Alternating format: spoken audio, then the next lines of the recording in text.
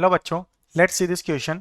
Late A equals to matrix cos alpha minus sin alpha cos alpha A tends to R such that A raised to power 32 equals to 0 minus 1 1 0 then a value of alpha is. यहाँ पर हमें alpha की value find करनी है. तो एक matrix A matrix जो given है वो क्या है? cos alpha sin alpha minus of sin alpha into cos alpha. अब अगर A स्क्वायर हम फाइंड करें तो ए स्क्वायर क्या होगा? Cos alpha sine alpha minus of sine alpha into cos alpha. इसको इसी मैट्रिक्स से मल्टीप्लाई कर देंगे, यानी कि cos alpha sine alpha minus sine alpha cos alpha. तो ये वैल्यू क्या हो जाएगी? Cos of 2 alpha minus sine 2 alpha sine 2 alpha into cos of 2 alpha. ये इस तरह से वैल्यू होगी.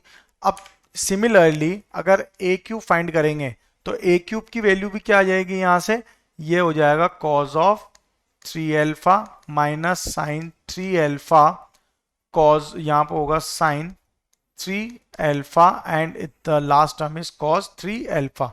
अब अगर A raised to power 32 find करेंगे तो ए रेस्ट टू पावर 32 भी यही होगा, that is cos 32 alpha sine 32 alpha minus sine 32 alpha and cos 32 alpha. ठीक है. और ये वैल्यू किसके इक्वल गिवन है? यहां जो मैट्रिक्स गिवन है 0 माइनस 1 1 0 0 माइनस 1 1 0. तो यहां से अगर हम देखें तो कॉस 32 एल्फा जो है कॉस, ये हमारे क्या गिवन है?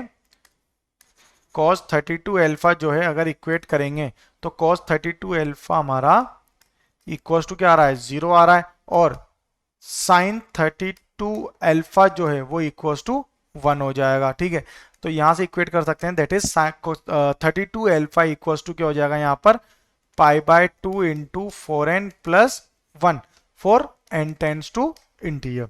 अब यहां पे ये टर्म आएगी तो अल्फा को हम लिख सकते हैं 32 इंटू 2 64, यानी कि पाई बाय 64 इंटू 4n प्लस 1. तो अगर हम n की वैल्यू 0 पुट कर दें तो ये क्या हो जाएगा?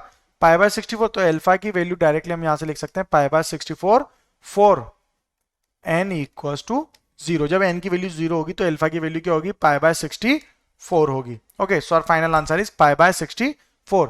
That is option D. Best of luck.